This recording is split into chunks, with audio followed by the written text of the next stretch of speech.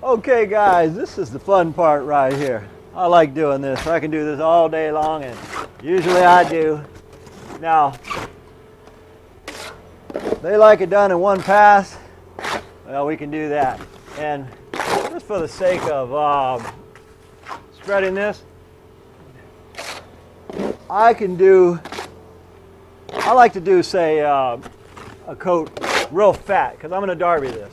So it doesn't have to be pretty. I'm not trying to make this pretty. In fact, I want it ugly. Just,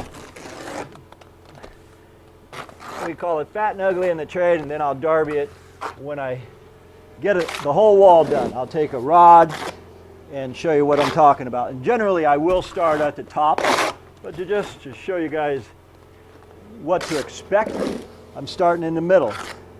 When you next see me, all I'm doing here is using up a wheelbarrow full.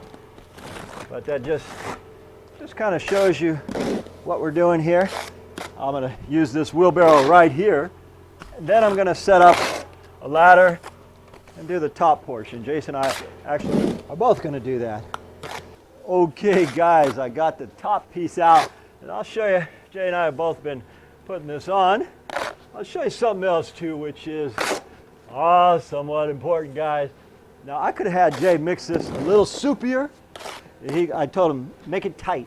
And tight in the industry means it's pretty stiff, because we plan on putting it on thick. Now, in the industry, I also call this a sticky plaster, because it is pretty sticky.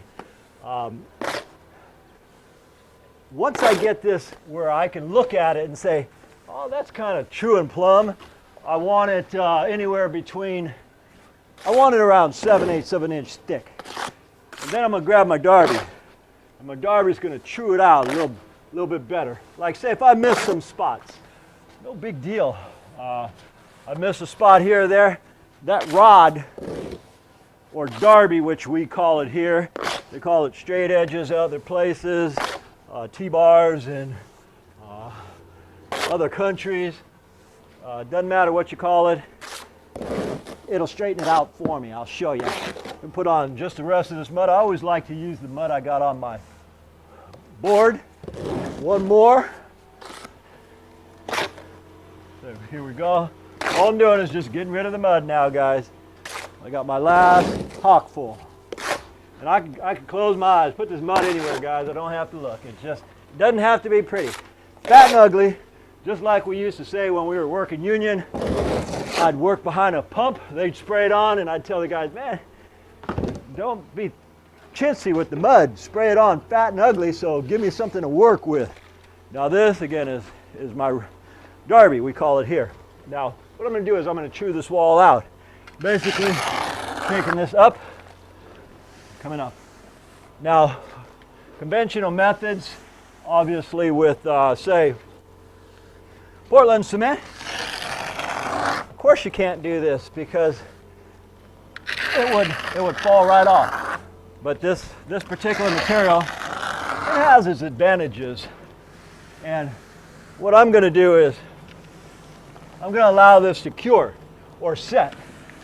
And when it's done setting, then I'm going to come back and hard rubber float it. BMI, a lot of the materials I use will sponge float it with water. BMI doesn't recommend that. They say just put it on, wait for it to set, and then either hard rubber float it or steel trowel it, meaning take the trowel on its edge and scrape back. Say if we were doing tile work afterward, we take a trowel and just scrape off the edges. But using this derby here also helps that. So anyway, guys, I'm going to finish doing the bottom exactly like I've done there. I'm going to get on the ladder and pull this up to the top right there, but I can reach most of it right here. And again, it's a sticky material. This derby is serrated because I want to open it up so it'll dry quick. Okay guys, we've got the easy stuff done. Watch where I'm going, a landmine around here. And all I'm doing now is just making that wall true and plumb. And we got to come back here and do a texture. And what I was going to do was spread this out, leave it alone, And then in a week, or actually the cementitious texture we're going to do is simply to match this finish over here.